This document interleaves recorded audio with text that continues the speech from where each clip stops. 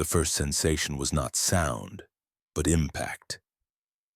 A universe of pressure slammed into him, driving the air from his lungs and replacing it with the taste of ozone, rust, and something impossibly cold.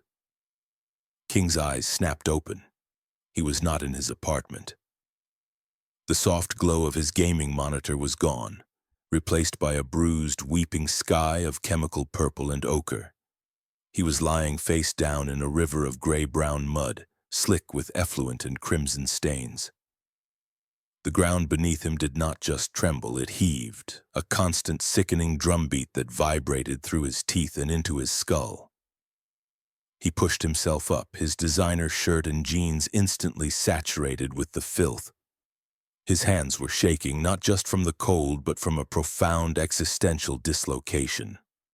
The air was a cacophony of shrieks, not the familiar digital sounds of ultimate hellfire brawlers, but the throat-tearing screams of men, the guttural roar of engines, and a metallic high-velocity snap hiss that passed over his head with lethal intent.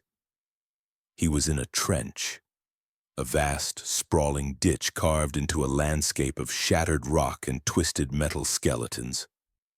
Around him, men huddled in ragged, dark red uniforms with tall fur hats, their faces gaunt and smeared with the same mud that coated him. They clutched weapons that looked like brutalist blocks of metal, their eyes wide with a terror that went beyond mortal fear. One of them, a youth who couldn't have been older than 17, saw him. The boy's jaw dropped. He wasn't looking at King with confusion, he was looking with awe. He pointed a trembling, gauntleted finger. "Voxmaster, look!" A hardened man with a tangle of wires sprouting from his back turned, his face a mask of scar tissue. He stared at King, his gaze falling to the pristine, vibrant yellow t-shirt beneath King's unzipped hoodie. He saw the man's clean-shaven, unblemished face, his bizarrely neat hair. He saw a man who had appeared from nowhere in the middle of a forward position under direct artillery fire.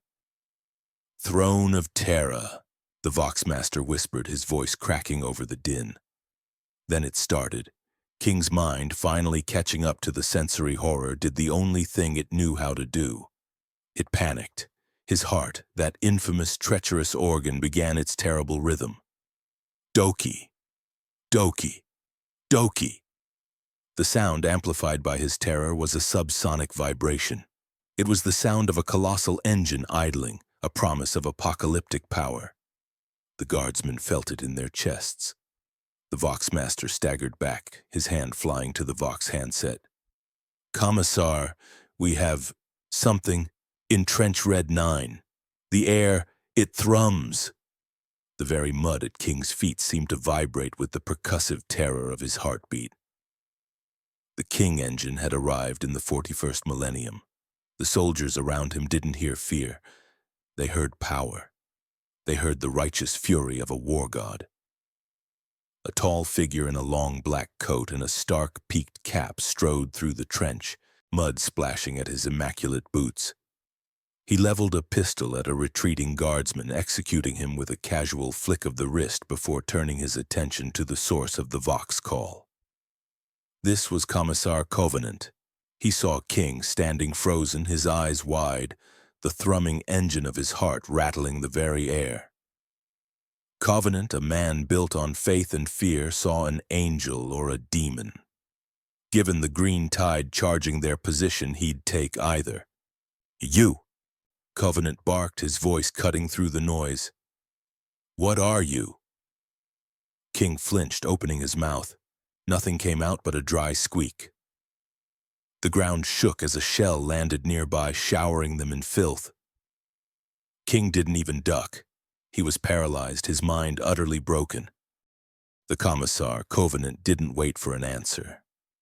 The air ripped open with the sound of 1,000 screaming engines and a tidal wave of bestial roars. "Greenskins!" a spotter shrieked, just before a jagged piece of shrapnel decapitated him. The battle began. A roiling mass of green muscle, red-painted metal, and crude smoking weapons slammed into the Imperial line. They were orcs, a race that lived for nothing but the joyous cacophony of war. They poured into the trench system, their heavy boots crushing the mud and the men who had fallen into it. The guardsmen, Vostroyan firstborns by their red coats, screamed, leveling their laser guns and firing beams of red light into the mass, but for every orc that fell, 3 more seemed to take their place, their crude shooters barking deafening thunder. King was frozen. His mind wasn't just blank, it was a screaming void. A massive tusked creature, easily 8 feet tall and bristling with crude armor, bounded over the trench wall. It landed 3 feet from him, its red eyes fixing on the strangely clean man who wasn't shooting, wasn't running, wasn't even flinching. The orc knob grinned, a mess of yellowed fangs. It raised a massive axe, a chunk of metal that looked like a car door welded to a pole. It bellowed, sensing the thrum in the air and mistaking it for a worthy challenge. It swung the axe in a devastating arc. King didn't even see it. His eyes were squeezed shut, his entire body rigid, waiting for the impact that would cleave him in 2. He was, for all intents, a statue of pure, crystalline terror. The doki of his heart was so loud it was a physical force, a wall of sound that seemed to push against the air itself. The commissar watched, his hand on his bolt pistol, ready to execute this thing, if it proved a heretic. But Covenant saw something else. He didn't see a man frozen in fear. He saw a warrior in absolute control. He saw a being of such profound confidence that it didn't even deign to look at the Xeno charging it. He saw contempt. He saw a duelist waiting for the perfect infinitesimal moment to strike. The orc's axe descended. A deafening metallic scream split the sky. It was not Imperial. It was not orc. A stray missile from a damaged Imperial thunderbolt, spiraling wildly out of control miles away, slammed into the earth directly on top of the orc knob.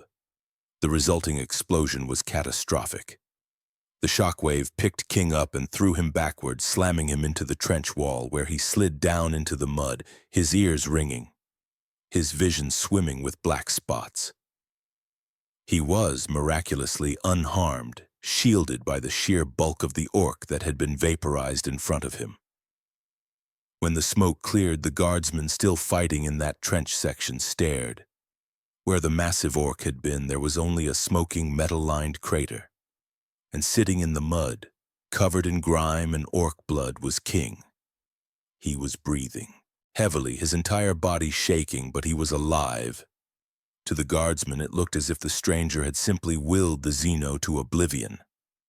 Covenant's eyes were wide beneath the brim of his cap. He had seen it. The stranger hadn't moved. He had simply endured, and the greenskin was gone. He didn't even move, a guardsman whispered, his voice thick with religious terror. "The Emperor protects," Covenant roared, seizing the moment. "He has sent us a holy warrior. Fight, you dogs! Fight for the God Emperor and for the hero he has sent us." The men, their morale shattered moments before, found a new hysterical strength. They saw King, the thrumming engine of his heart still rattling their bones, and they saw a miracle. They charged back into the fray, screaming the stranger's name, a name they did not even know. King's ears were ringing. The world was a smear of crimson and gray.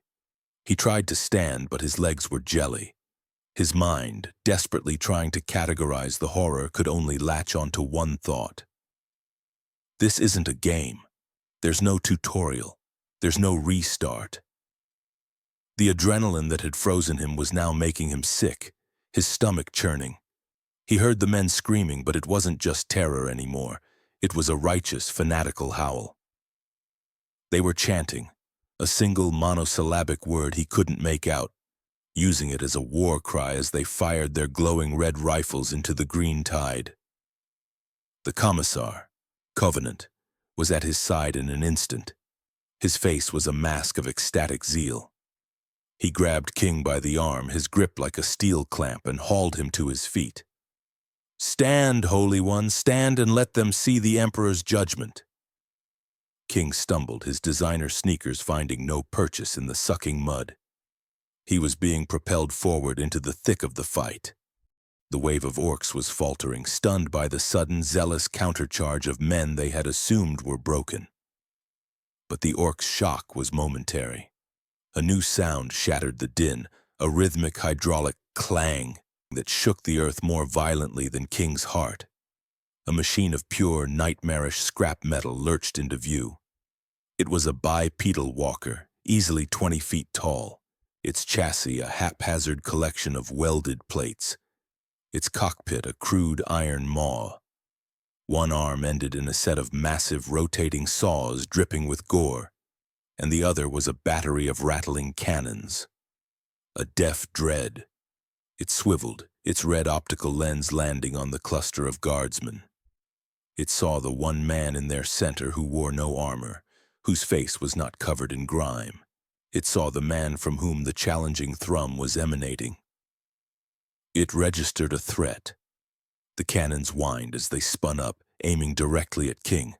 The guardsmen around him fell silent. Their charge stopped. This was a fortress. Last fire was a joke against it. Covenant raised his bolt pistol, a futile gesture.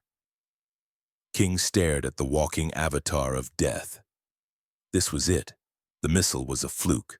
This time there was no escape. His terror reached a new crescendo. The King engine hammered against his ribs, a desperate, trapped bird seeking escape. Doki! Doki! Doki! The sound was so loud it felt like it was coming from outside him, a war drum for a battle he wanted no part in. His mind snapped. He did the only thing he could.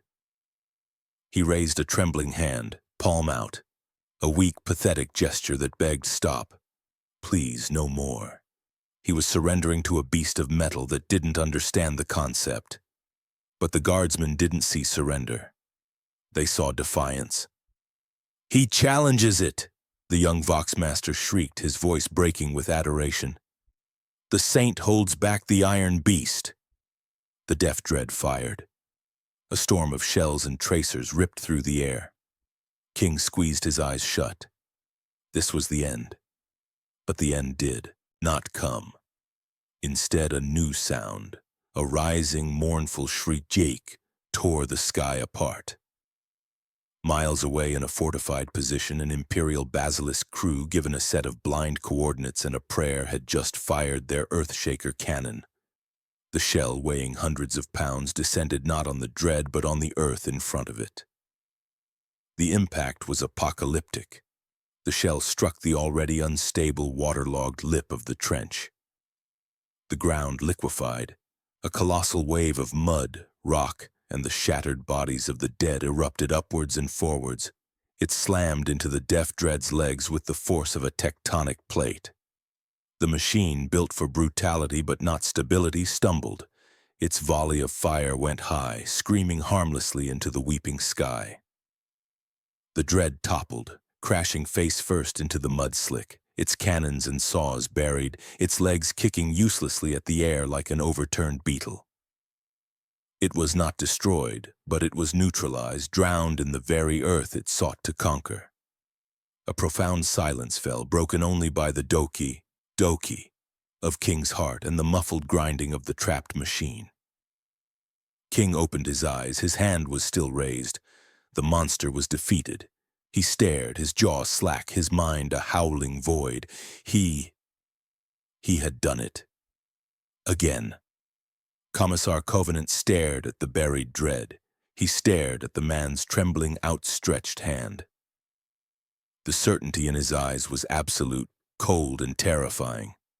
He slammed his bolt pistol into its holster and with a shuddering breath dropped to one knee in the blood-filled mud.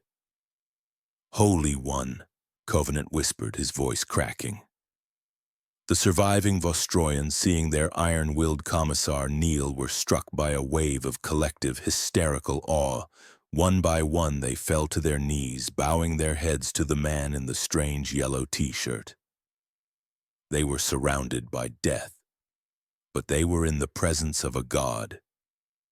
King looked at the kneeling, battle-hardened soldiers, and a terror far colder than any orc washed over him. They believed in him. And he was utterly and completely a fraud. The battle for Trench Red 9 was over, but King's War had just begun. The remaining orcs, seeing their deaf dread smited by the pointy-hand Git, had broken, a confusing mix of terror and begrudging respect. This Git was too weird even for them. They retreated to regroup, leaving the field to the dead and the survivors of the Vostroyan 501st. King was led, or rather gently herded, from the front-line trench by Covenant himself. The thrumming of his heart had subsided to a dull, panicked ache, but the guardsmen still gave him a wide berth, as if proximity might burn them. They were ushered into a reinforced command bunker, a box of concrete and steel buried 20 feet beneath the mud. The air was thick with promethium fumes, sweat, and the smell of hot, overloaded electronics. A grizzled officer with a bionic eye and the rank of colonel looked up from a flickering holographic map as they entered. His gaze was hard, unimpressed. "Commissar, you abandoned your post." Covenant did not flinch. He simply stepped aside, revealing King, who stood awkwardly in the center of the room, still dripping with mud and Xeno blood. "Colonel Borislav," Covenant said, his voice ringing with a new fervent piety, "I bring you the man who turned the tide, the one they are calling the Saint of Red 9. Borislav's bionic eye whirred as it focused, scanning King from head to toe. It noted the strange synthetic fiber clothing, the lack of any weapon, the clean-shaven face, the sheer, unadulterated terror radiating from him. The colonel saw a coward, a deserter, or perhaps some bizarrely dressed planetary noble lost in the chaos. "A saint?" Borislav sneered, his lip curling. "He looks like a rat-catcher's apprentice. We hold the line with Lasfire and faith in the Emperor, Commissar, not with this." He gestured dismissively at King. King, for his part, tried to speak. He needed to explain. It was an accident. "I'm not from here. I'm just a gamer. My name is King." But the words died in his throat. His reputation had arrived before he had. "With respect, Colonel," Covenant said, his voice dangerously level. "I was there.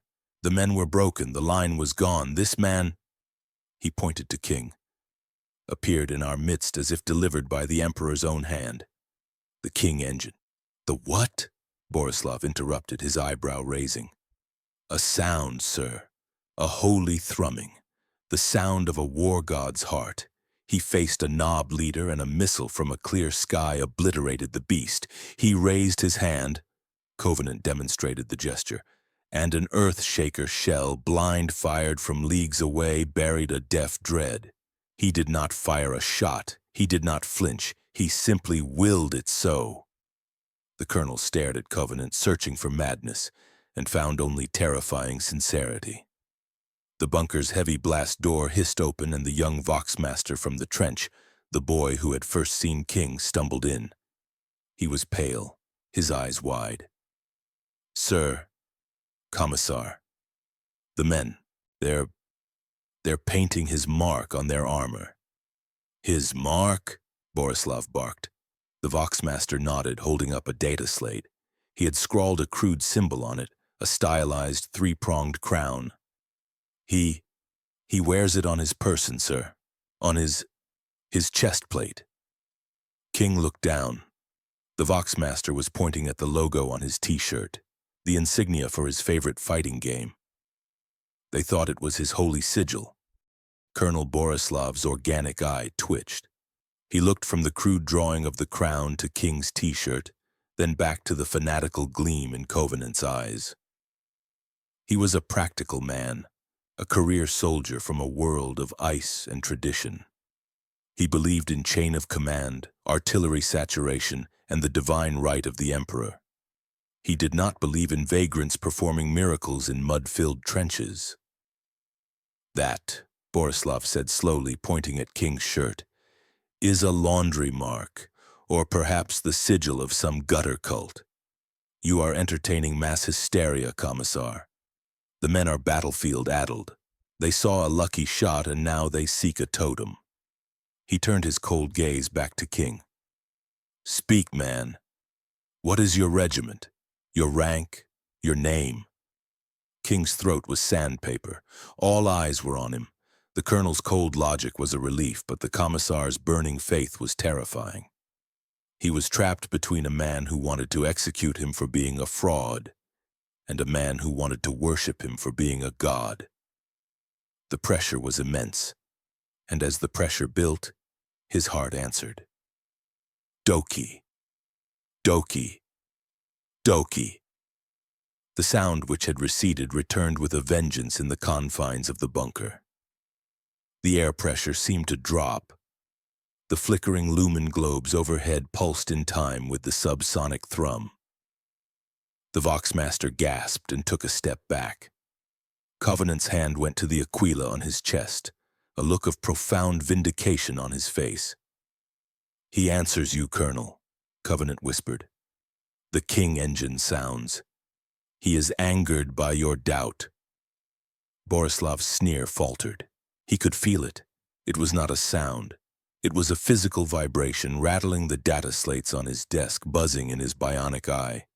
He had been in wars for 60 years. He had felt the psychic scream of a hive tyrant and the ground-shaking tread of a titan. This was different.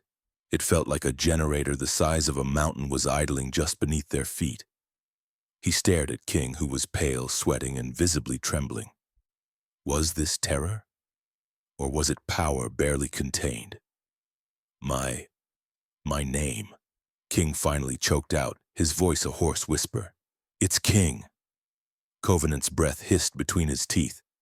King, he boomed as if the name itself was a benediction. He is King. The Emperor has sent us a king to lead us. Borislav looked ready to argue, to demand a family name, a regimental number, something. But before he could speak, the bunker's main Vox unit crackled to life, screaming with static and panic. Sudden impact! Orbital debris! No, wait! Throne! It's landing! Xeno signature, repeat! Xeno signature at, oh God, Emperor, it's on top of the regimental bastion, the big guns are gone! The holographic map on Borislav's desk flashed from tactical green to blood red. A massive icon, triangular and alien, was now flashing directly on their primary command center, half a kilometer away. A tow manta? Borislav whispered, his blood running cold. No! The Vox screeched. It's a rock, a black pyramid. Emperor's mercy, the sky is turning. The Vox cut out, replaced by a sound that defied physics, a cold, metallic, soul-chilling static. A new presence had arrived on Gevra 9. The orcs were a mindless tide, but this was something ancient, cold, and utterly inimical to life. Borislav stared at the red icon. The entire northern flank was now compromised. Panic would spread through the lines in minutes. He looked at Covenant's fanatical face. He looked at King, the man who was now vibrating so hard he looked like he might blur apart. The colonel's pragmatism won, but in a way he never expected. He needed a miracle. The men needed a miracle, and the universe, in its cruel, mocking way, had just handed him one. Voxmaster, Borislav commanded, his voice now steel. Get on the regimental channel. All frequencies, tell them. Tell them the saint predicted this. Tell them the king of Trench Red 9 is here and he will lead the counterattack on the bastion. King's vision went black at the edges. Counterattack? Lead? Covenant grabbed a ceremonial chainsword from a weapons rack on the wall, its hilt inlaid with Vostroyan amber. He presented it to King, hilt first, with all the reverence of a knight swearing fealty. Your weapon, my lord king, Covenant said. King stared at the humming, serrated blade. He had never held anything more dangerous than a kitchen knife. His hands were shaking so violently he could barely raise them. But as he reached out, his trembling fingers brushed the activation rune. The King engine, his terrified heart hammered, Doki, and by sheer impossible coincidence, his trembling touch and the vibration of his body was just right.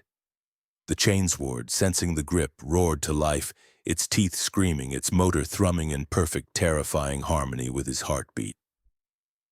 The men in the bunker fell to their knees. It was a sign. The holy warrior had accepted his sword, and the weapon sang with his engine's power. King stood frozen, holding a live, screaming chainsword, his face a mask of absolute catatonic horror, which every man in the room interpreted as divine, terrible fury. "Forward, Lord King," Borislav ordered, his voice devoid of any of the reverence Covenant had shown. It was a cold, simple command. "The 501st requires a standard. You will be that standard. Commissar Covenant and his personal retinue will escort you. Do not fail." Failure, King understood, meant a bolt pistol to the back of the head. There was no choice. He was swept from the bunker on a tide of fervent armored men, the screaming chainsword held stiffly in his white-knuckled grip. He didn't know how to turn it off. His arm ached from the vibrating weight. As he emerged from the subterranean safety, the world had gone mad. The sky, once a bruised purple, was now a sickening, oily green, as if a veil of diseased light had been draped across the planet. A quiet, pervasive static filled the air, a sound that felt like insects crawling on the inside of his skull. In the distance, where the regimental bastion had stood, a structure of impossible geometry now pierced the horizon. A black, basalt-like pyramid that seemed to drink the light, pulsating with a faint, malevolent emerald glow. The Vostroyan guardsmen in the trenches saw him. They saw the bizarre yellow and black-clad saint emerging from the command bunker, holding the screaming sacred chainsword. They heard the doki, doki, doki of his heart, a sound that now resonated across the Voxnet, amplified by the Voxmaster who marched behind him like a herald. To them it was not the sound of terror. It was the beat of a holy war drum. It was the King engine. "He comes!" a cry went up. "The saint is with us!" Men clutched their laser guns, their fear of the new silent enemy momentarily eclipsed by the divine presence. Covenant marched at King's right, his bolt pistol raised high. "Men of Vostroya, you do not fight alone. The Emperor has sent us a sign. He has sent us a king. In his presence we are immortal. Forward, for the King and the God Emperor." A wave of hysterical, suicidal bravery swept the trench. Men surged up and over the parapet, forming a loose wedge behind King, who was simply stumbling forward, propelled by the press of bodies. He was in a waking nightmare. He was leading a charge.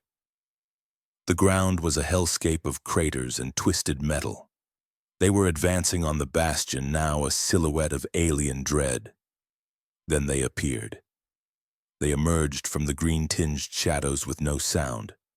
Not a footfall, not a war cry. They were skeletons of living metal, their joints moving with impossible fluid precision. Their faces were impassive, skull-like masks, and their eyes were single points of burning balefire green light. Necrons. They had formed a firing line, their Gauss flares, brutal, ancient-looking rifles already leveled. The air hummed as their weapons charged. The Vostroyans opened fire, a desperate volley of red las beams that splashed harmlessly against the self-repairing necrodermis. The beams were like flashlights against a tank. A squad of the metal. Skeletons turned, their heads swiveling in perfect robotic unison. Their opticals focused on the man at the front. They registered the unarmored biological. They registered the crude, vibrating weapon. And they registered the sound, the anomalous, subsonic biological energy pulse emanating from his core. Doki. Doki. Doki. It was data they could not process. It was illogical, a threat. The lead Necron warrior, its silver skull gleaming in the sick light, raised its flare. It aimed directly at King's chest. This was it. The fraud was over. King was paralyzed, his entire being focused on the green glowing muzzle of the weapon. He was too scared to even blink. The Necron fired. A bolt of emerald black energy, a sliver of molecular disintegration shot across the battlefield. But in that same microsecond, King's terror, his body's overwhelming survival instinct, caused his leg to cramp. He stumbled, lurching violently to the left, his foot catching on a piece of shrapnel. The Gauss beam passed the exact space his chest had occupied, atomizing a chunk of the trench wall behind him. He didn't dodge. He tripped. He fell face first into the mud, the chainsword sputtering as its hilt was jammed into the earth. The King engine, if anything, beat louder with the shock of the fall. The Necron firing line paused. Their logic protocols were in conflict. Their perfect aim had been defeated by an illogical random biological spasm. The unarmored target was still thrumming. They did not understand. They tilted their heads, reassessing. Covenant, however, saw a miracle. "He defies their unholy light," he bellowed, his voice cracking with pure zeal. "He is untouched. Kill the Xenos, purge the unclean. They cannot harm him." Firing his bolt pistol, he charged past the fallen king and the Vostroyan 501st, witnessing their saint literally sidestep an atomizing blast, followed him in a wave of religious ecstasy. They slammed into the confused Necron line, and the battle dissolved into a chaotic melee of bayonets against living metal. King was left behind, face down in the mud, in the eye of a storm he had created, utterly alone and still alive. He was dragged from the mud not by a soldier, but by something far more terrifying. The battle for the Bastion had been a meat grinder.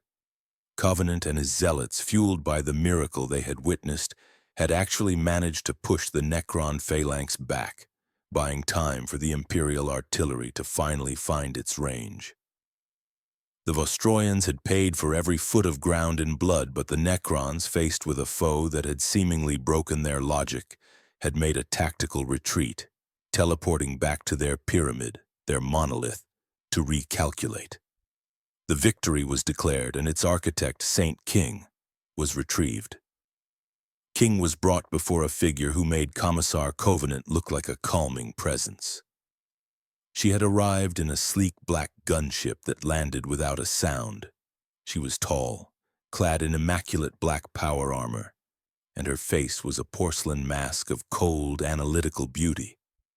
Her hair was stark white, and around her neck she wore a simple, polished obsidian eye. This was Inquisitor Heloise Grimaldus of the Ordo Xenos. She had been on Gevira 9 for weeks, tracking the faint energy signatures of the awakening tomb. She had observed the battle, her ship's augurs analyzing every moment. She had seen the orc rout. She had seen the deaf dreads smiting, and she had seen an unarmored, undocumented human trip at the precise microsecond to avoid a Gauss flare's perfect firing solution. She had also analyzed the subsonic pulse that now echoed across the planet, a pulse the guardsmen called the King Engine. Her augurs registered it as nothing more than an anomalous rhythmic biological vibration. Tachycardia, a terrified heart. She stood before King in the shattered command bunker.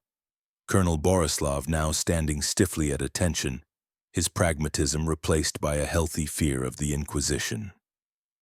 Covenant was there too, but his zeal was tempered, his eyes fixed on the inquisitorial sigil. "They call you King," Inquisitor Grimaldus said. Her voice was soft, melodic, and utterly without warmth. It cut through the bunker's grime. King, who had been given a stiff new Vostroyan greatcoat to cover his t-shirt, could only nod. He was shaking again. The engine was thrumming, a low, nervous rumble. Grimaldus tilted her head. "The men believe you are a living saint. They believe the Emperor guides your hand, that you can will missiles from the sky and command the earth to swallow Xeno engines. Commissar Covenant's reports attest to this." She paused, her pale eyes scanning his. "I, however, believe in data. My augurs show a series of statistically impossible coincidences, all centered on a single terrified, undocumented male. You are an anomaly, King. And anomalies are the Inquisition's bread. King's mouth was dry. He could see the truth in her eyes. She didn't believe. She knew. He was a fraud, and she was the one person in this galaxy who saw it. He stammered. I don't know how I got here. It was an accident, all of it. An accident, Inquisitor Grimaldus repeated, her voice dangerously smooth. You tripped and avoided a Gauss beam. A stray missile vaporized a Xeno champion before he could strike you. A blind-fired shell coincidentally buried a war engine that was targeting you. She took a step closer, and King could feel a psychic chill emanating from her, a focused, disciplined pressure that made his skin crawl. Your confession is noted anomaly. But you misunderstand the nature of your guilt. You are not a fraud. King looked up, his heart skipping a beat, a desperate, pathetic flicker of hope in his eyes. Grimaldus's face remained a cold porcelain mask. You are a weapon. Borislav and Covenant both looked stunned. Inquisitor? Borislav ventured. The man is unstable. He is a vagrant. He is a nexus, Grimaldus corrected, not taking her eyes off King. A focal point of improbable localized luck. A pariah dampens the warp. A psyker channels it. This King seems to bend objective reality itself. Whether this is an unrecognized psychic gift, a blessing from the Emperor, or a curse from something far worse is irrelevant to me at this moment. What is relevant is that his King engine, his profound, anomalous biological terror, appears to be the catalyst. The more terrified he is, the more coincidences manifest to preserve his existence. He is a living, breathing, panicking shield. He is the most valuable asset on this planet. King's hope died, replaced by a cold, dreadful understanding. She wasn't going to execute him, she was going to use him. This is heresy, Inquisitor, Covenant finally stammered, his piety warring with his ingrained fear of her office. This man is a saint. He is a vessel of the Emperor's divine will, not a tool to be catalyzed. Your faith is commendable, Commissar, Grimaldus said, turning to him. Her gaze was so cold it seemed to freeze the air. But your saint's miracles only seem to protect him. He does not smite the Xeno with holy light. He cowers, and the universe conspires to protect him. I will not have a living God worshipped in my presence. I will have a weapon aimed at my enemy. He is hereby requisitioned by the holy ordos of the Inquisition, under suspicion of being a potential Alpha Plus level psychic anomaly. Do you wish to file a formal objection, Commissar? Covenant's face went white. An Alpha Plus anomaly. He was accusing his saint of being a potential heretic, a psyker of world-ending power. To object was to put his own neck in the noose. He said nothing, his hand dropping from his pistol, his fanatical certainty finally broken by a greater, more established fear. Good, Grimaldus said. She turned back to King. You will come with me. The Necron Pyramid is the primary threat. Its energy signature is growing, and my augurs suggest it is preparing for a planet-wide harvest. Colonel Borislav's conscripts cannot assault it. My kill team can. And you, she said, will be our key. King's mind reeled. Assault the pyramid, the place of silent metal skeletons and green death? No, please, he whispered. I can't. I'm just a guy. I'm not a hero. I am not asking for a hero, Inquisitor Grimaldus said, her black-gloved hand gesturing to the doorway. I am demanding a catalyst. Your fear is what I require. And I assure you, King, where we are going, you will have an abundance of it. As if on cue, the ground shook and the King engine roared back to life, a thundering doki, doki, doki that made the bunker's walls groan. Grimaldus allowed herself the smallest, most terrifying smile. Excellent. The engine is primed. King was flanked immediately by two figures he hadn't seen enter. They were not Vostroyans. They were Inquisition stormtroopers, their armor a matte black carapace, their faces hidden behind reflective, full-face visors. They moved with a silent, synchronized efficiency that was terrifying in its own right. One grabbed his left arm, the other his right. They did not bow. They did not speak. They simply escorted him, their grip firm. He was marched out of the bunker and into the sickly green daylight. Colonel Borislav offered a stiff, formal salute, not to King, but to Grimaldus. Commissar Covenant stood apart, his face a mask of bitter confusion. He looked at King one last time, searching for the saint he had believed in, and finding only a pale, trembling man being led away like a prisoner. Covenant turned and walked back into the trench, his faith and the 501st's morale, now a problem for him alone. Grimaldus's gunship was an ebony blade, a Valkyrie-class assault carrier but modified, its engines silenced, its hull coated in radar-absorbent material. The assault ramp was down, revealing a cramped, red-lit interior. Inside, the rest of her kill team waited. The first to fix him with its gaze was a giant, a space marine of the Death Watch, his black armor scarred and adorned with purity seals. He was so large he had to stoop in the cabin, and he was currently checking the magazine of a master-crafted bolt gun. His helmet, a snarling Mix-7th, turned, its red eye lenses locking onto King. The thrumming of King's heart, the doki doki doki, was deafening in the enclosed space. "Inquisitor," the Marine's Vox-amplified voice rumbled. "The asset is anomalous. The vibration is compromising the cabin's stealth field." "The vibration is the asset, Sergeant Varus," Grimaldus said, strapping herself into a command seat. "You will not engage it. You will not soothe it. You will ignore it." A tech priest of Mars, more machine than man, was plugged into the gunship's console, a dozen mechadendrites fluttering over a data slate. He didn't even look up, but a binary static voice emitted from his Vox grill.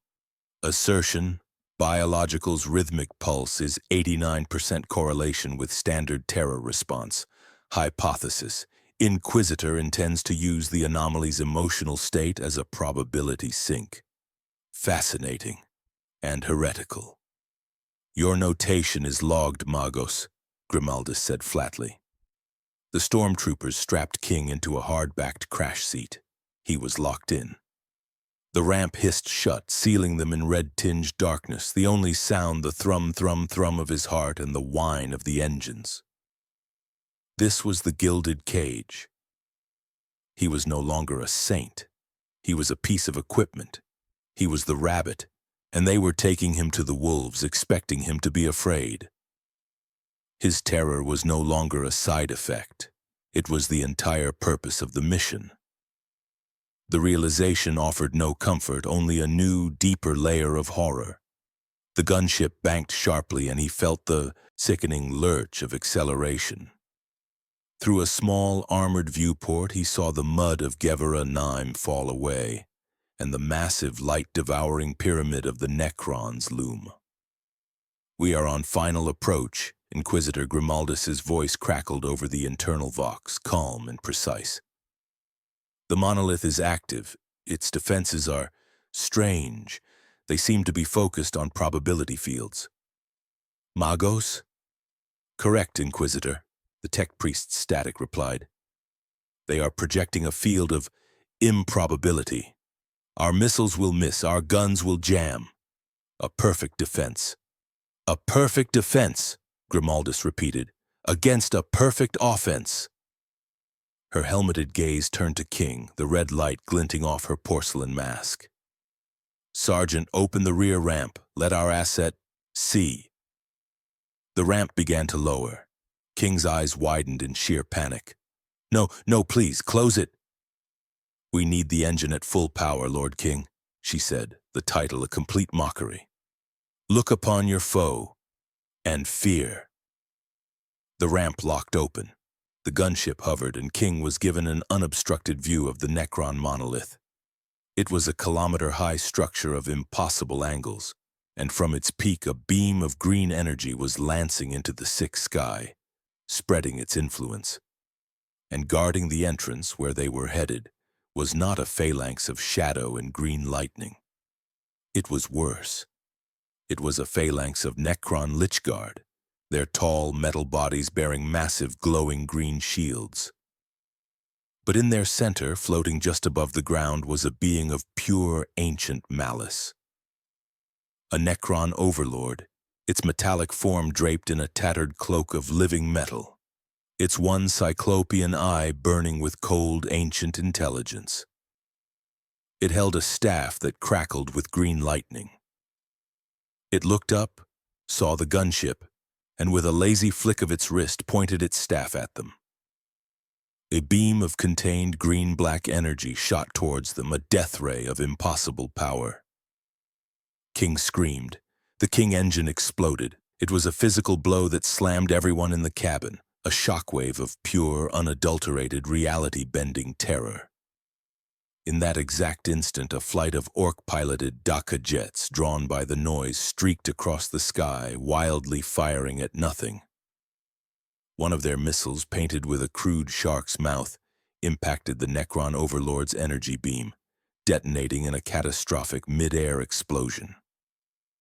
The shockwave of the blast slammed the gunship, sending it into a wild, uncontrolled spin. Alarms blared. "We're hit," Sergeant Varys roared. "No!" Grimaldus yelled over the scream of the engines. "We're lucky! We're inside their defenses! Magos, find a breach, now!" The gunship crash-landed, skidding on its belly for half a kilometer across the black stone, coming to a halt not 50 meters from the monolith's entrance. The King engine had worked.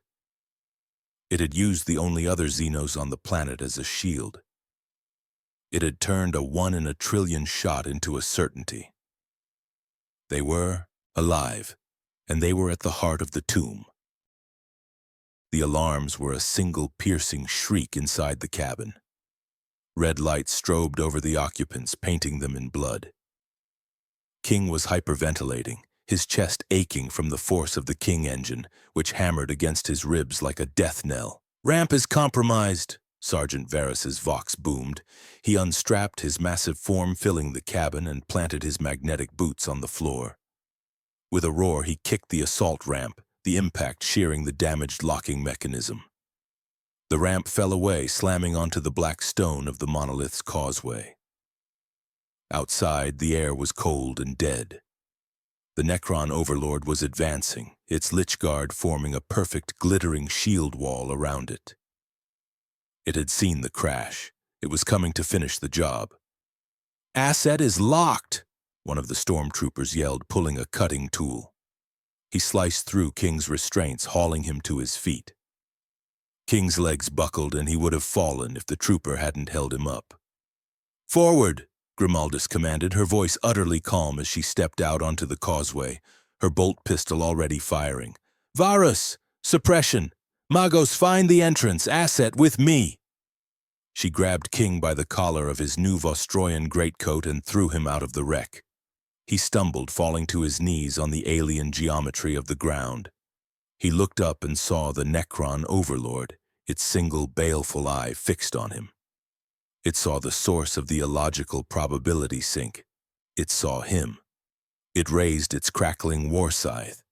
This time, there were no orc missiles. There was no spinning wreckage. It was just him and the God Machine. Varys opened fire, his bolt gun roaring, the explosive shells detonating against the Lichguard's shields, barely scratching them.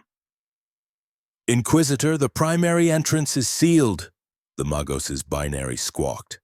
The Overlord leveled its staff. A green-black orb of antimatter began to form at its tip, aimed directly at King's chest. King couldn't move. He was a statue of pure horror. "As planned," Grimaldus whispered, pulling a melt-a-charge from her belt.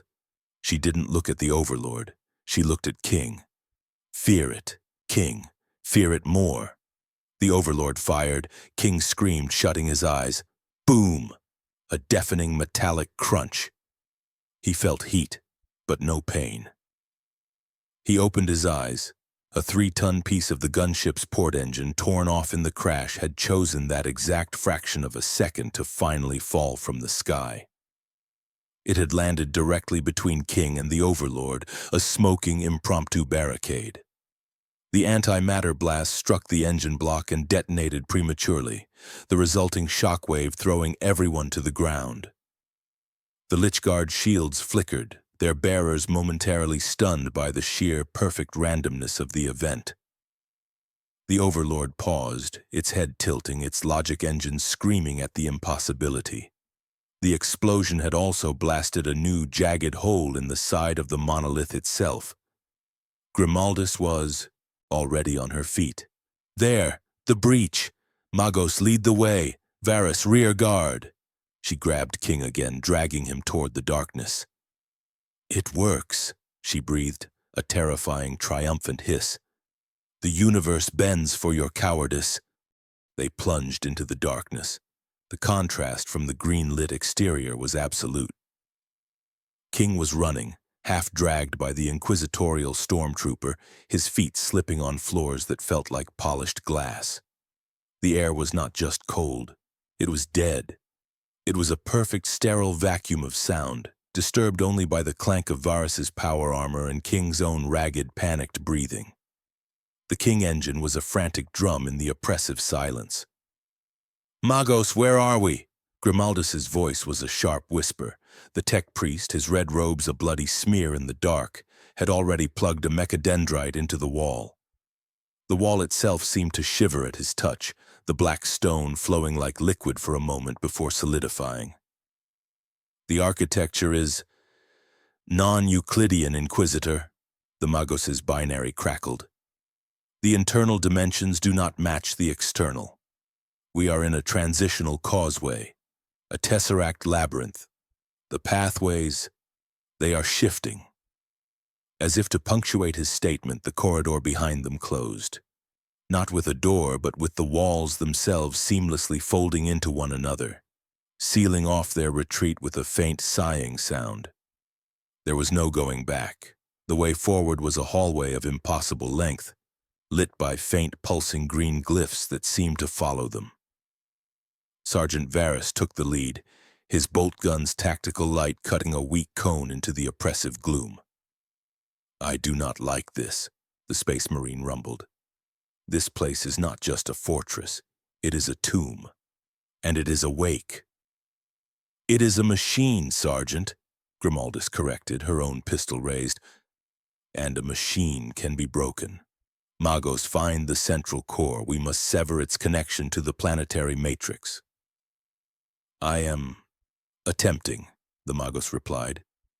His voice, for the first time, held a note of what might have been frustration.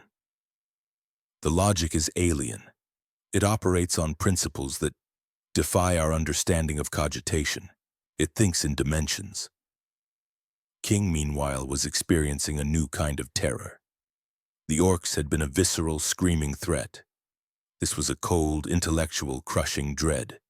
The silence, the shifting walls, the sense of being inside something that was fundamentally wrong. He was an otaku, a gamer. He had read about this. This was a horror manga. This was a cosmic dread game he couldn't quit. His heart hammered. His eyes darted into every shadow, and there were so many shadows. The team advanced, their boots the only sound, until they reached a vast central chamber. It was a cavern of black stone held up by impossible floating pillars. In the center, a green-black orb of energy pulsed, casting flickering, sick light. But they were not alone. From the shadows they emerged. Not warriors, but something worse. Canoptech wraiths. They were serpentine, metallic constructs, their bodies phasing in and out of reality, their claws long and sharp as razors. They had no eyes, only a single cold directive: purge. They ghosted through the air, ignoring the pillars, ignoring gravity, and swooped down on the kill team. "Contact!" Varus bellowed, opening fire. His bolt shells passed through the lead wraith as it phased, detonating harmlessly on the far wall. They are incorporeal? Fire on my mark, Grimaldus ordered. They must solidify to attack. Asset, stay down. King didn't need to be told. He had already crumpled to the floor, his hands over his head, his body rigid with fear. The doki doki doki of his heart echoed in the vast chamber, a frantic living sound in a dead metal world. The wraiths, drawn by the pulse of life, ignored the armored warriors. They ignored the glowing magos. They all turned, their eyeless faces swiveling in unison, and dove directly at King. The razor-sharp, trans-dimensional claws were an instant from his face. King could feel the static chill of their passing, the promise of an unmaking that would flay his soul from his body. He didn't even have the strength to scream. His body had gone utterly rigid, a single, final, apocalyptic thrum erupting from his heart. It was not a beat. It was a shockwave of pure, distilled biological panic. Doki! The sound was absolute, and in the dead, silent, alien machine tomb, that single pulse of illogical, chaotic life was the loudest, most offensive thing it had ever encountered. The pulsing green glyphs on the walls and pillars, the labyrinth's own silent guardians, flashed instantly from green to a blinding, sterile white. A sound like a colossal crystal chime rang through the stone, a note of pure mathematical correction. The Canoptech wraiths froze. One instant they were a liquid metal blur of claws and malice, phasing through reality to claim their target. The next, they were statues. They were trapped, inches from King's face, their bodies caught in a shimmering halfway state between the corporeal and the ethereal, the white light of the glyphs pinning them in place. They were stuck like flies in an amber that had materialized from nowhere. King, his eyes squeezed shut, waited for the shredding. It didn't come. He slowly opened one eye. A three-taloned claw, shimmering with static, was poised less than an inch from his nose. It was perfectly, terrifyingly still. "Stasis field!" the Magos's binary voice shrieked, a sound of almost religious ecstasy. "The anomaly's biopulse. It has been misidentified by the tomb's core logic. It registered his panic as a chaotic, warp-based incursion. It has activated a localized quarantine protocol. To contain him, it has trapped its own guardians." Sergeant Varys did not hesitate. He did not question the miracle. He simply acted. "They are solid," he roared, his Deathwatch zeal igniting. He leveled his bolt gun at the nearest frozen wraith. "Die, xenoconstruct!" his bolt gun thundered, and the shells that had once passed harmlessly through the phasing metal now found purchase. The frozen wraith detonated, its shell of necrodermis shattering into a million pieces. The other stormtroopers and Grimaldus herself opened fire, a focused volley of lasfire and bolt shells that systematically annihilated the trapped constructs. In seconds, the air was filled with black, oily smoke and the smell of ozone, and the chamber was silent once more save for the frantic hammering doki of King's heart. He was still on the floor, unharmed, covered in the fine black dust of his would-be executioners. Inquisitor Grimaldus strode through the settling smoke, her face a mask of cold, profound satisfaction. She looked down at King, not with pity, but with the appraising gaze of a scientist who has just proven an impossible hypothesis. "Get up, anomaly." She didn't offer a hand. The stormtrooper hauled King to his feet, his body shaking so violently he could barely stand.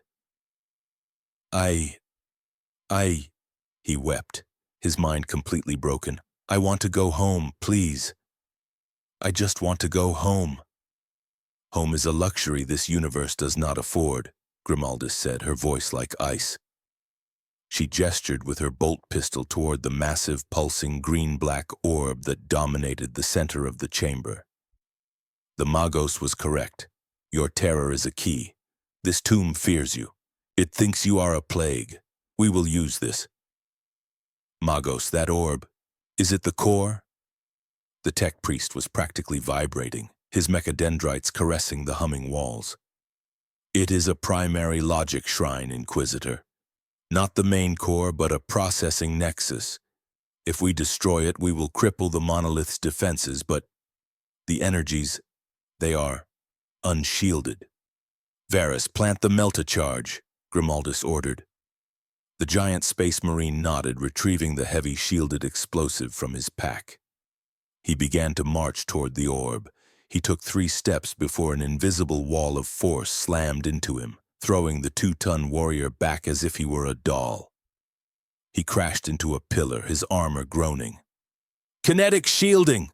Varys roared, climbing to his feet, his armor dented. "It will not let us approach." "It will not let us approach," Grimaldus corrected. Her pale gaze snapped back to King. A new, terrible idea was forming in her mind. "It has identified us as threats, but you," she mused. "It has identified you as a virus. It does not wish to destroy you. It wishes to quarantine you, to study you, to contain you." She unclipped the melta-charge from Varys's belt as the space marine recovered. She strode over to King, the bomb humming in her hand. "No," King whispered, his eyes wide with a new dawning horror. "Please, no." "Your purpose is now clear, Lord King," Grimaldus said, her voice devoid of all mockery, now just cold, hard fact. She pressed the melta-charge into his trembling hands. "The shield is designed to keep weapons out, but the quarantine protocol is designed to pull you in. Walk." "Walk?" King's voice was a thin, reedy squeak. He stared at the melta-charge in his hands. It was heavy, humming with a malevolent contained power. It will kill me. It's a bomb." He tried to shove it back at Grimaldus, but she didn't take it. He dropped it, the heavy clank echoing in the vast, silent chamber. "I am aware," Grimaldus said. She picked up the charge, her black-gloved fingers brushing its activation rune. "You have 2 paths, Lord King. You will walk that charge to the Nexus, or I will put a bolt shell through your spine right here." She raised her pistol, the muzzle a single black, unblinking eye. "If you die here, you die a coward, and we all die trapped in this tomb. If you walk, you might die a martyr, but you will have served the Emperor. Your terror engine will protect you, or it will not. It makes no difference to me. But you will serve." King looked at the pistol, then at the silent, watching Varys, then at the pulsing green-black orb. There was no luck here. There was no stray missile.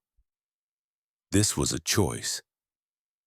Death now, or a chance of death in 10 seconds. His body, his entire being, was screaming at him to run, but there was nowhere to run. The walls were sealed. Grimaldus's finger tightened on the trigger. With a sound that was half sob, half scream, King snatched the melta-charge from her hand. His body was one single colossal tremor. The King engine was not a drumbeat anymore. It was a solid, vibrating wall of sound, a subsonic shriek of pure existential panic. "No, please, no!" He wept, but he turned. He faced the orb. He took a single, shuffling step. The kinetic shield that had thrown the 2-ton space marine across the room did not react. He took another step. The air in front of him shimmered. He felt it. A cold, static pull. It was exactly as Grimaldus had predicted. The quarantine protocol. The tomb wanted him. It was pulling him in, like a black hole drawing in light. It's pulling me!" King shrieked, his feet sliding on the glass floor. "The charge! Arm it!" Grimaldus commanded, her voice ringing with cold, fanatical triumph. King didn't even know how. He was a gamer. He just slammed his trembling thumb onto the largest, most obvious rune on the device. A high-pitched, 3-note chime answered him. Beep, beep, beep. The charge was armed. The pull became a torrent. He was ripped from his feet, flying through the air, hurtling directly at the logic shrine. He was a human missile, clutching a fusion bomb, his heart hammering its final apocalyptic rhythm. He screamed as he slammed into the orb's surface, but there was no impact. The green-black energy parted like smoke or cold water. He sank into it. The orb's surface closed around him, swallowing him whole. He was gone. The melta-charge was inside the nexus. "Brace!" Varus roared, slamming his shoulder pauldron against the wall and shielding his helmet's lenses. "Detonation!"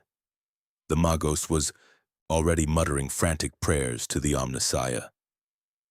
Grimaldis stood unmoving, her pistol still raised, watching the orb. For one agonizing second there was silence, then a flash. Not sound, but a silent, impossible blink of pure white-green light that lit the chamber like a dying sun. The orb pulsed, swelled, and then cracked. A sound like a mountain of glass shattering echoed through the tomb. An explosion of pure mathematical wrongness erupted, a wave of screaming green-black glyphs and raw data that washed over the kill team. It was not fire or shrapnel. It was the psychic death scream of an ancient, cold intelligence. And then, darkness. Utter. Absolute. The pulsing lights on the walls, the hum of the monolith, the glow of the nexus. All gone. The tomb was dead. In the sudden, terrifying silence, one sound remained.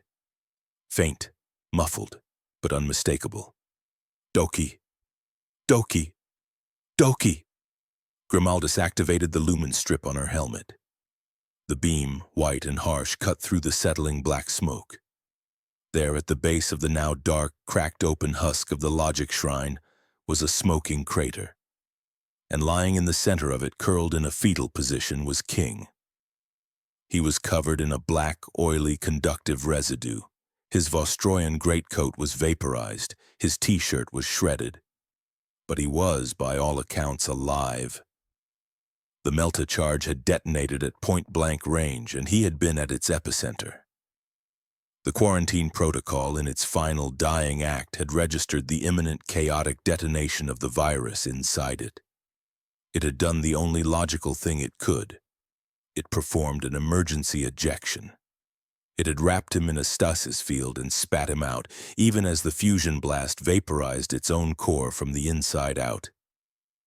He hadn't survived because he was strong. He had survived because he was a contaminant.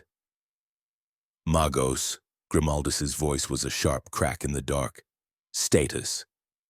The tech priest's red eye lenses flickered back to life. It is done, Inquisitor. The Nexus is neutralized. The monolith's primary functions are offline. The structure is inert. It is just stone. By the blood, Varus rumbled, his deep voice filled with a stunned, religious awe. He survived. Grimaldis strode forward, the beam of her light pinning King to the floor. He was whimpering, his mind a complete shattered wreck. He had done it. He had faced the God Machine. And it had broken him. The Inquisitor nudged him, not gently, with her steel-toed boot. Get up, anomaly. You have just declared war on the Necron race, and we are still 1 kilometer beneath the earth. King's mind was a blank, static-filled void. He was aware of movement, of being lifted, but his limbs were disconnected, his thoughts a slurry of green light, explosive force, and the impossible cold feeling of being inside the machine. He was in a state of profound catatonic shock. The King engine was still running, a low, exhausted, frantic doki-doki, the sound of a spent runner's heart, but it was there.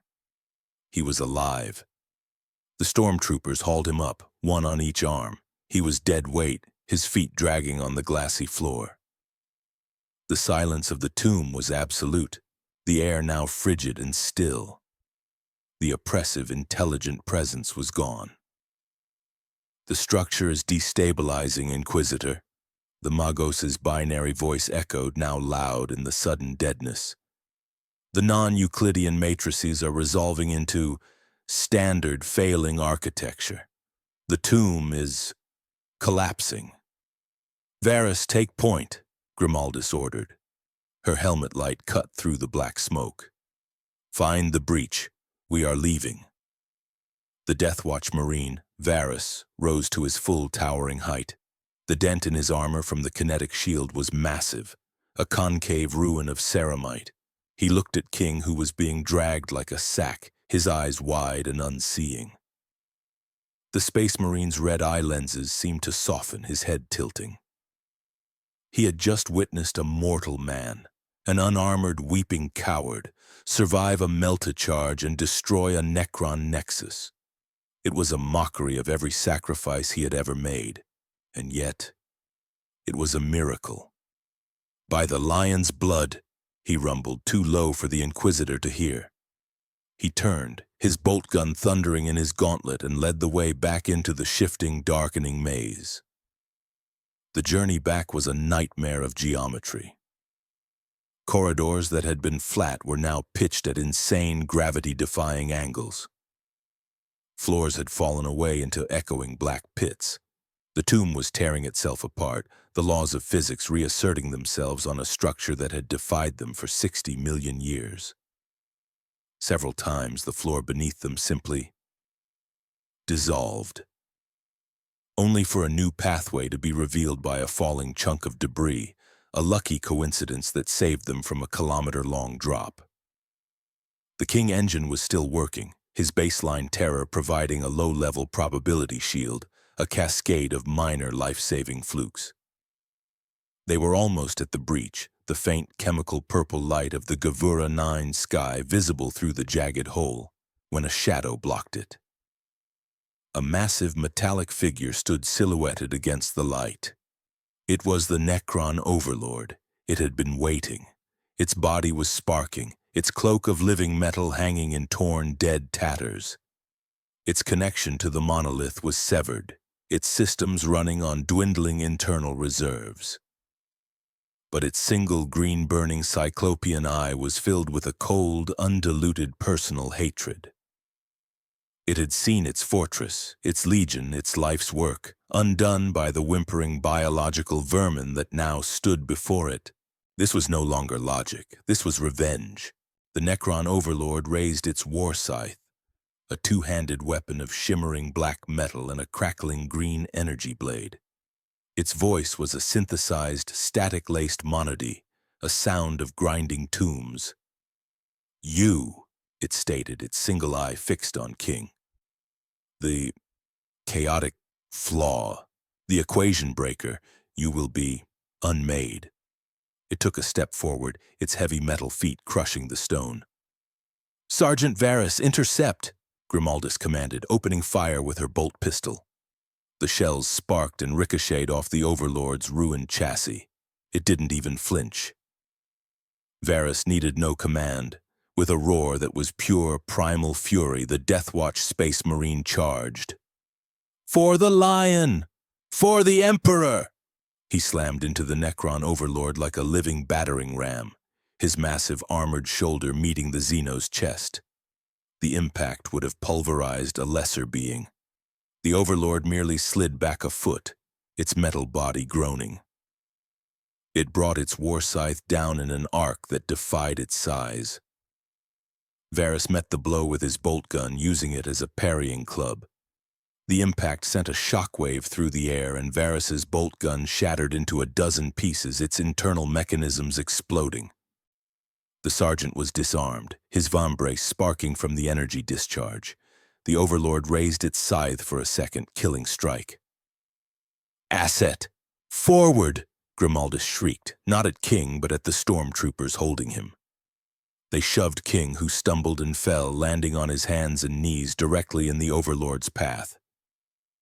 He was on all fours, staring up at the 10-foot-tall god of metal and death. He was a sacrifice, a living shield.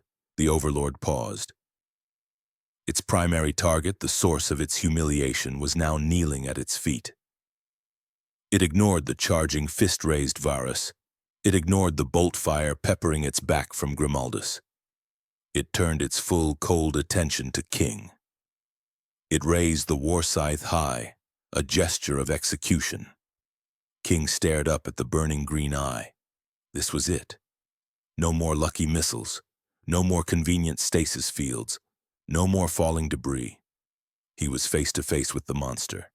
His mind already shattered, did the only thing it could. It broke. The King engine didn't just beat. It detonated. It was not a sound. It was a void.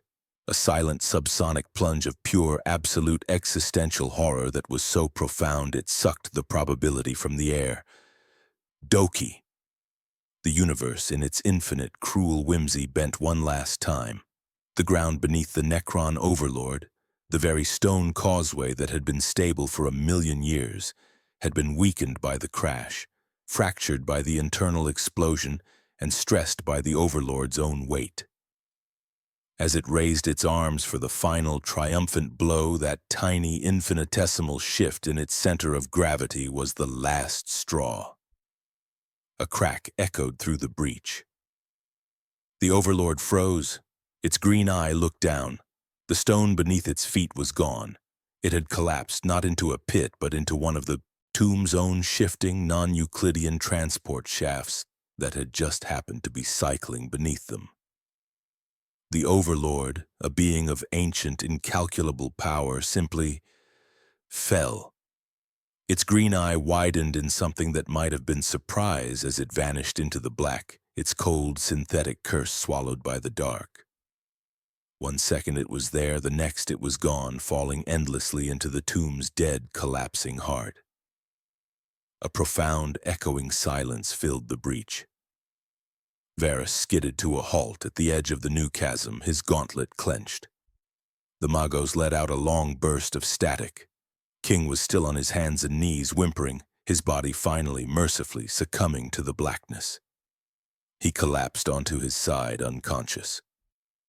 The King engine, its owner no longer aware, faded to a faint, exhausted murmur. He did it, Varys rumbled, his voice thick with disbelief. He stared down the Overlord, and the beast was swallowed by the tomb. The anomaly functioned, Grimaldis corrected, her voice harsh and ragged. She was already reloading her pistol. He is a tool, nothing more. The monolith is imploding. We are leaving. She strode over to King's unconscious form. Troopers, carry the asset. The stormtroopers, their faces pale behind their visors, lifted King. Varys, breathing heavily, his armor smoking, took the rear guard. They ran from the breach, scrambling over the wreckage of the gunship as the ground shook violently. The tomb behind them was not just collapsing, it was involuting, the black alien stone folding in on itself, pulling the sky down with it. They reached the ridge, a kilometer away, just as the final black stone cap of the monolith sank beneath the mud of Gevera 9, vanishing as if it had never been. The sickly green light in the sky snapped off. The purple ochre, toxic sky of the planet returned, and the only sound was the distant, mindless roar of the ongoing Orc War. The Necron threat was over. Grimaldis stood on the ridge, the wind whipping her white hair. She looked at the two surviving stormtroopers, the wounded Varys, the twitching Magos. Then her gaze fell on King, who was unconscious but alive. She had it. A weapon that could bend reality through sheer abject terror. A man whose cowardice was a shield against the horrors of the galaxy. She had her gilded cage, and now she had her lion. If this story resonated with you, please show your support by subscribing and hitting that notification bell so you're the first to know when our next epic narrative drops.